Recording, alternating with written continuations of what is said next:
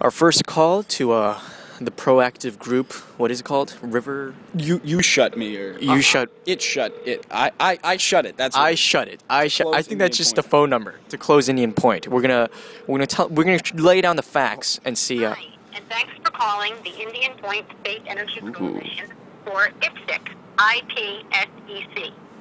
We are a group of local organizations working to close the nuclear reactors at Indian Point. If you would like to volunteer, receive more details about our work, or get a call back from one of our members, please speak clearly and leave your contact info, including the city or town. Join some of our members as we stand vigil every Wednesday from 4:30 to 5:30 p.m. across the speedways in Yorktown on Route 202 in front of the Chase Bank. So we've made it to the location where John told us where the thing was happening, across from the Chase Bank, right here. John is currently talking to a person that we believe may be a part of IPSEC. We're not sure yet. He hasn't gotten back to me, but this might be the entire vigil. So I guess we're gonna find out in a little bit. Oh, is that? That is okay. I think I'll get back to you guys. All right, one sec. So we're standing here about to begin the vigil. Why don't you let us in a little bit on who you are and what your organization entails? Well, my name is Dale Salzman. I'm a citizen. I live here in the 10-mile zone. Indian Point is straight ahead of us, about 8 miles. So doing this vigil so that they do not relicense this plant for another 20 years. So we started up the hill at the Taconic and 202, but cars couldn't access it, so we picked this spot.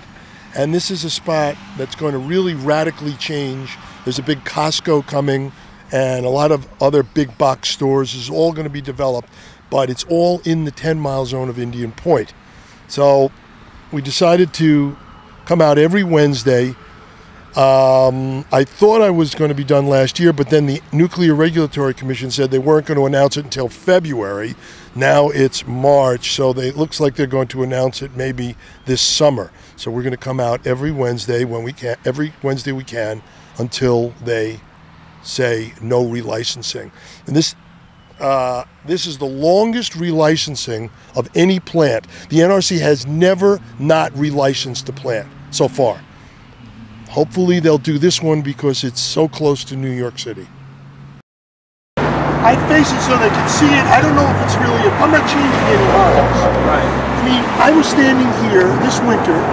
There were 12 of us, 3 nuns. They were in their 80s and 70s. And these guys went by in a car 6 times. They went around, they went through here, and on the 7th time, they mooned us. What are your hopes for this protest for the community around you? Well, basically, my hopes are that the people that are hostile, because there's a lot of hostility towards us, because they really don't understand the dangers, the imminent danger that we're all under. It's like a sword of Damocles hanging over our heads here. And those are the people that we want to reach, and my hope is that we can, let them understand in a nonviolent, peaceful way what the issues are and how we can, change things for the better. There are a lot of people that say, like, sometimes they'll come by and say, well, where are we going to get the electricity from? That's a great question. And the point is, there is so much energy out here. I won't say free energy, but I will say clean energy. It can be done clean. You have heavy technologies and light technologies. Heavy technology is nuclear, coal, oil. The green technologies, wind, solar, geothermal, hydro, and all of that are here now. But basically, the real issue is that the danger associated with the generation of nuclear power. There's no place to put the waste. They've had a lot of problems at Indian Point in the past, and they do try to cover up a lot of their oopses, So do you think a possible meltdown or possible terrorist attack is imminent in the future? I don't know if it's imminent. Fukushima is a prime example. It doesn't have to come from terrorists. It can come from nature. You know, it's on a fault. And I know years ago, I was rolled out of my bed up here in Putnam County. I found myself on the floor.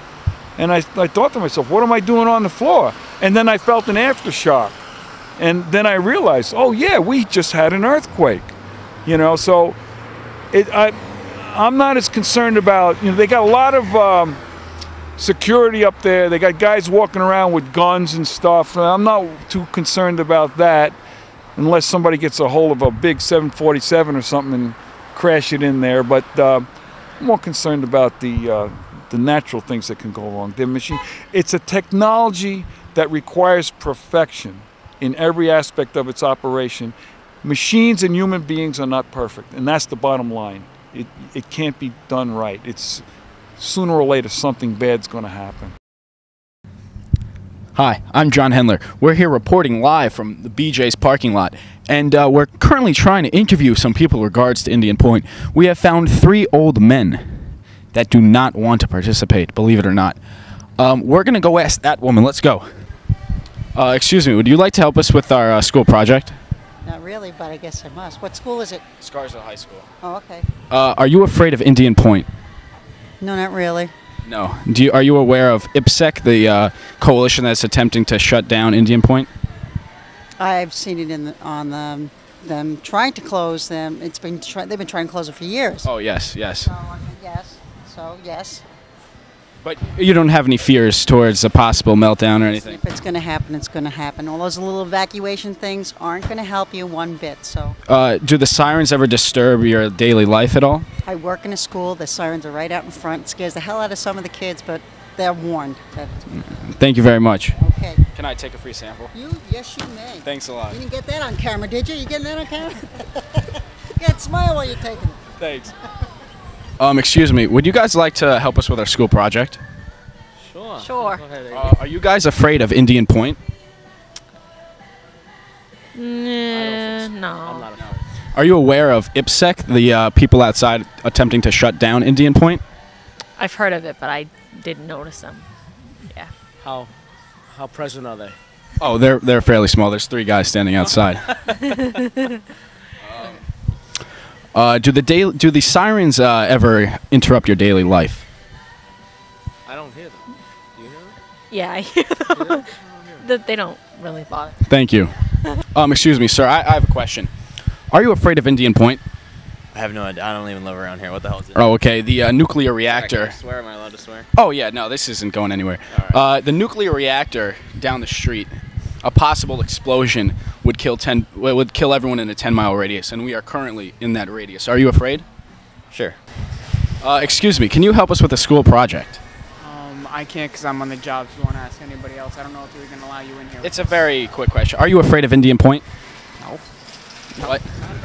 Not at all. No. Okay, thank you. There you have it from BJ Wholesale Club.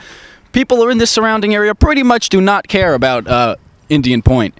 To tell you the truth, I probably wouldn't either. If it's going to blow, it's going to blow. And it's probably going to blow. What do you think about this whole ordeal regarding Indian Point? Well, we should close it. It's dangerous. It's dangerous because of the whole terrorism thing. We shouldn't be using that type of power. And there's alternatives. And there's a lot of stuff that they haven't even talked about yet. What kind of alternatives do you think would be a better... All the stuff that we know about, like wind, ocean, thermal, all kinds of stuff that's very viable and whatnot.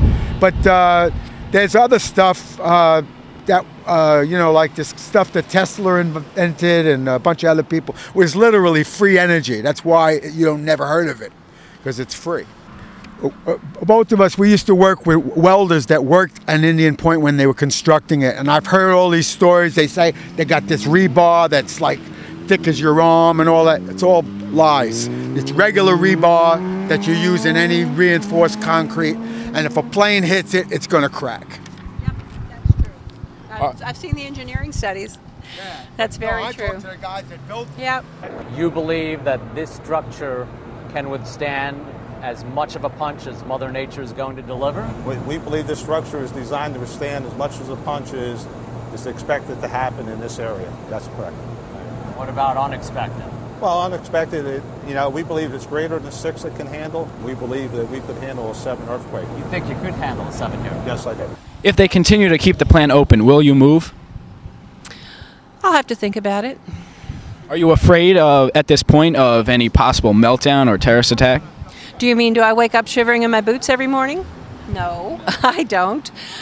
We've been lucky for a long time, and how far do you want to push your luck?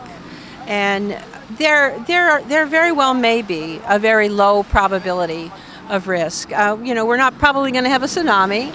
We're probably not going to have a 9.0 earthquake, but that doesn't take care of human error. And in every single nuclear catastrophe scenario around the world, human error has played a very large part. Is human error your biggest fear of a possible accident at the plant?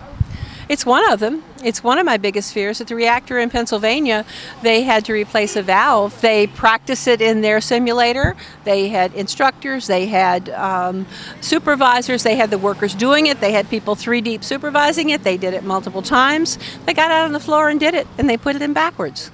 Put it in backwards. Right. That's the cost. That's a pretty big, that's a big concern. Yeah, even the NRC was a little concerned about that. Do you have a message for any high school students learning about Indian Point that you'd like to tell them? Yeah, I'd like to tell them to look past the propaganda that you see. The fact that so many people are afraid to close Indian Point because we need the electricity, they think, says a lot to how we get our information from 30-second commercials. We don't need it. We have plenty of electricity.